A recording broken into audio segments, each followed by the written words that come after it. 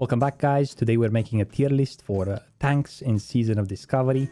There are going to be multiple classes capable of tanking. That's 6 of them. We're going to start with the first one, which is the Paladin. Paladin, I think, is going to be S tier in Season of Discovery. It's the class that received probably the most buffs, and let me show you why. Starting with the spec, already has Redoubt and Shield specialization, which increases the block and the amount of damage absorbed by the block. 3 points in hit. Those 3 hit points can be really great. We decided to go a bit in Improved Righteous Fury for more threat, toughness 4%, and obviously Blessing of Kings if hunters are not going to use Aspect of the Lion. With the runes here, Paladin receives one of the best runes. Hand of Reckoning, now it's a taunt, which is going to be a glove rune. Also, it's going to increase your threat bonus from Righteous Fury by 80%. And Righteous Fury also causes you to gain mana back when healed by others to the amount equal of 25% of the amount healed. So if you get like a healed 300 heal, you're gonna get back 20. If you get a 400 heal, you're gonna get back 100 mana. And also, while Righteous Fury is active, damage which takes you below 35% health is reduced by 20%.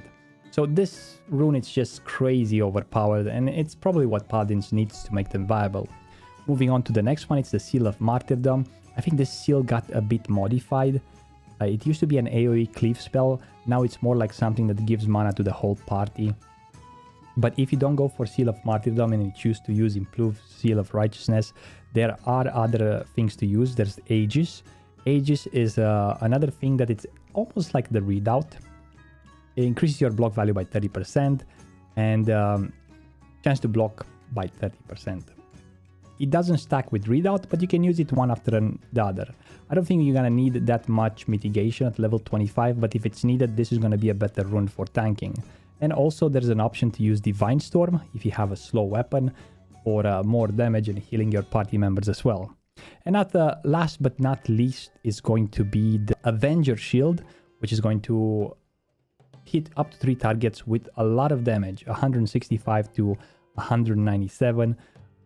And it's going to slow them down, daze them. It's looking pretty good for Paladins, that's why I think it's going to be an S tier class. The second tank we're choosing is the Warlock. It's one of the new tanking classes that are just got modified in Season of Discovery. They weren't able to tank before, maybe in AQ40, but it was like more like a caster tank. But now they have like new spells, just like the Paladin, completely revamp. I think the Warlock is going to be an A tier class, and let me show you why. So the Warlock will have a 25 Demonic Embrace, which is going to give you 15% extra stamina. You're going to have 5 points into Corruption for multi-dotting, 3 points into Suppression, so you would be able to not resist some of those spells. And I went for 3 points into Improved Voidwalker because it increases the Sacrifice spell from the Voidwalker by 30%.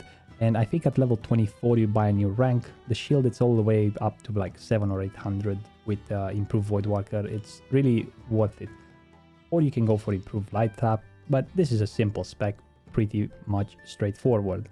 Metamorphosis, it's another spell like the Paladin one. It has just too many options here. Transforms you into a demon, increasing armor by 500%.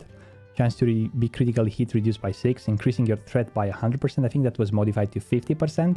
And increasing the mana you gain by life tap by 100%. So that's why you don't have to go for improve life tap, because you already have like life tap buffed from here. Transforming the functionality of some of your abilities and granting some new abilities. Searing Pain, now instant, so you get a new bar when you're morphed basically. Shadow Bolt becomes a Shadow Cleave, attacking 3 players. Curse of Recklessness now taunts your target for 3 seconds. It gets like really complicated. Demon Charge, Demonic Howl, like an AoE taunt. Like this spell contains everything and gives you the form for tanking as well. The other 2 runes, I went for Demonic Tactics, which gets you and your pet 10% spell critical damage, and Demonic Grace, which surges you with Fell Energy, increasing your pets and your own dodge chance by 30% and also the crit chance by 30%. I'm not sure if this spell was modified, but it looks pretty good so far. Haven't tried it myself. I saw some footage from BlizzCon when they played It looked interesting, but some people said that they feel weird. I guess it is a new classes that were never developed to tank, like Warlocks. They can feel a bit weird. I gave this class the benefit of the doubt, and I put it on A tier. Third class is the Shaman. Shaman is going to go to B tier. I know people tried in the past in Classic to tank with Shamans. I've even seen Schoolman's runs with Shamans tanking, and it kind of worked. But let's be honest, at level 25, they have a bit of problem. So the Shamans will have a 5 out of 5 shield spec, into 5 critical strike, into 5 dodge. Now, a lot of people say not to go dodge because you need to block with the shield to get mana back. We're going to talk about it later. But at level 25, you're wearing leather, you don't have a lot of stamina, your shield block is very low. I mean, you need some form of mitigation, some form of... Even the 5 dodge is going to be still good. And then we're going to go for Flurry as well. Spells, we went for Molten Blast, which it's like a Thunder Armor for Shamans, which deals damage and also deals a lot of threat. We have the Shield Mastery, which is going to be each time you block, you regenerate mana equal to 4% of your maximum mana. And you gain armor equal to 30% of your shield's armor value, stacking up to 5 times. You also gain 10% increased chance to block and 15% chance to block value.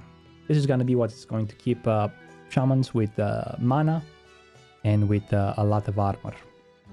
In the Way of Earth, while Rockbiter weapon is active, on your main hand weapon you deal 50% increased threat because it was modified, you gain 30% increased health, take 10% reduced damage, gain 6% reduced chance to be critically hit by melee attacks, and Earth Shock taunts the target to attack you and has a separate cooldown from the other shocks. Basically, Earth Shock becomes a taunt, but it's going to be melee ranged. Very good.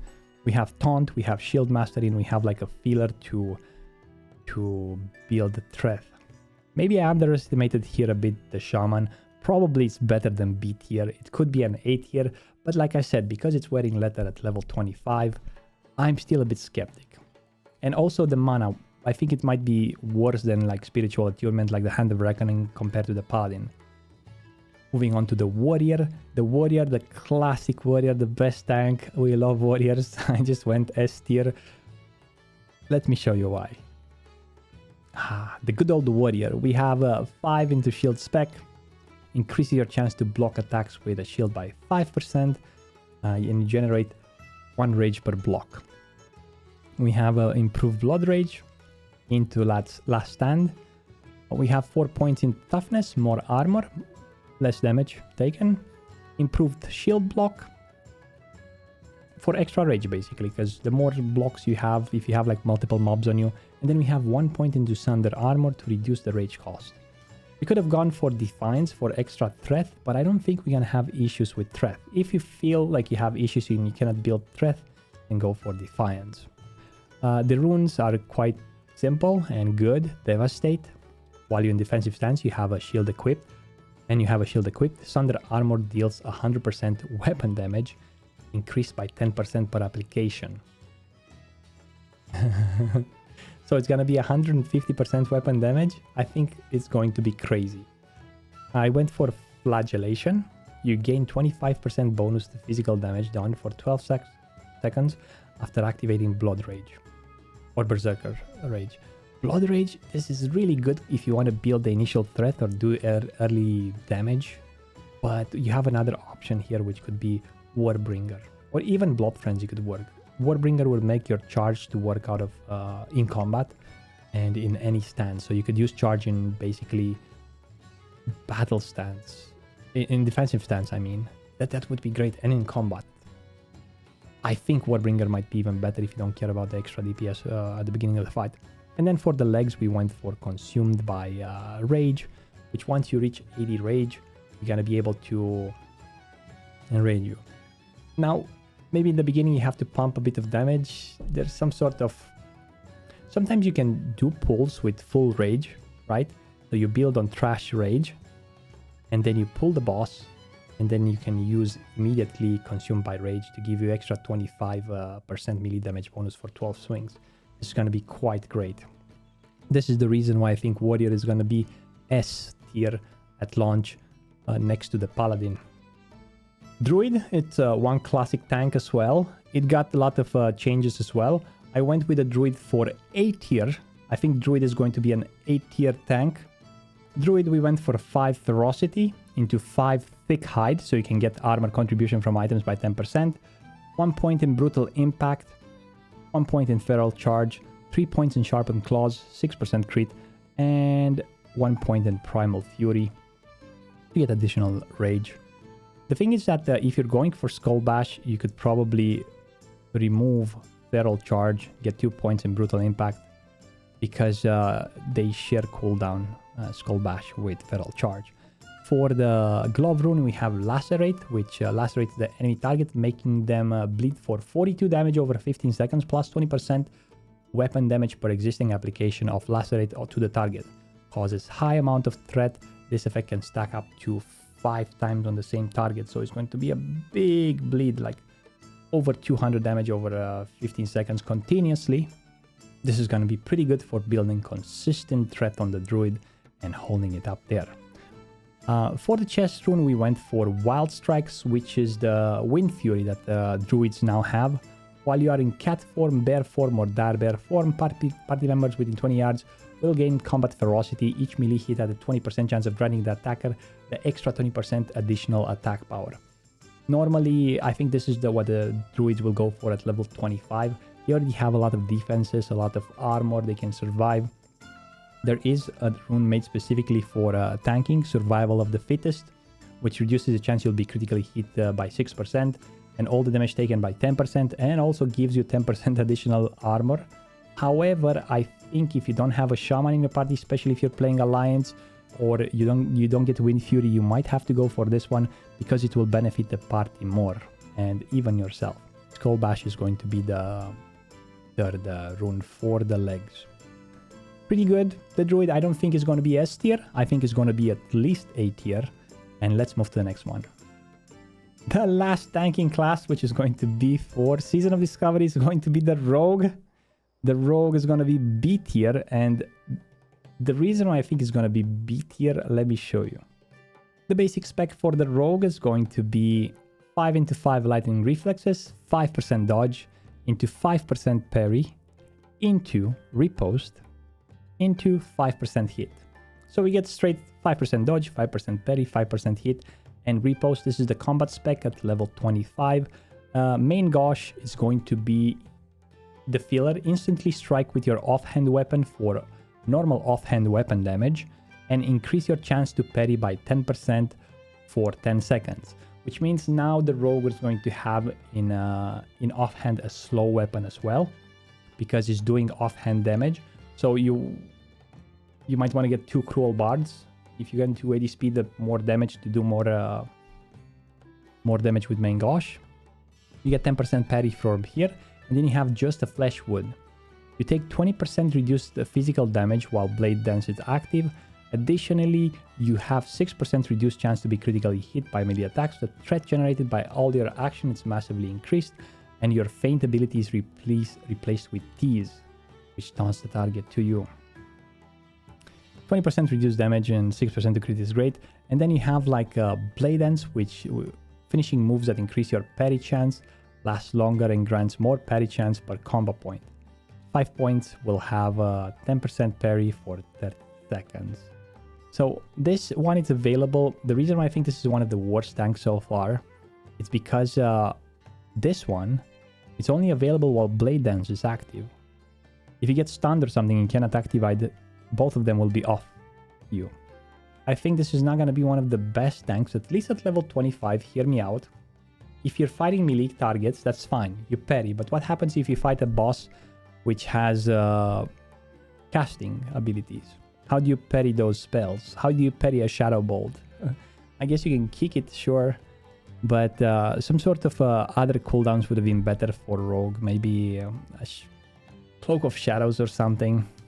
Who knows? I think Rogue is going to be one of the worst class so far for tanking. This is my tier list. Paladin S tier, Warrior S tier, Warlock A tier, Druid A tier, Shaman and Rogue B tier. However, I think Rogue could even go C tier. Let me know in the comments which class you think is going to be the best. Which one are you going to play in Season of Discovery? Make sure you find me live at twitch.tv/Frostadamus. I'm going to be streaming the launch of Season of Discovery. I'm going to go fast to level 25, discover runes, and do a lot of things on stream. If you're looking to get a guide for leveling in Season of Discovery, in the description there's a link to Reset XP. 1 to 20 is free. You can use it on multiple characters and all its features that comes with the add-on. With that being said, thank you very much for watching, guys. Until next time, stay frosty. Bye-bye!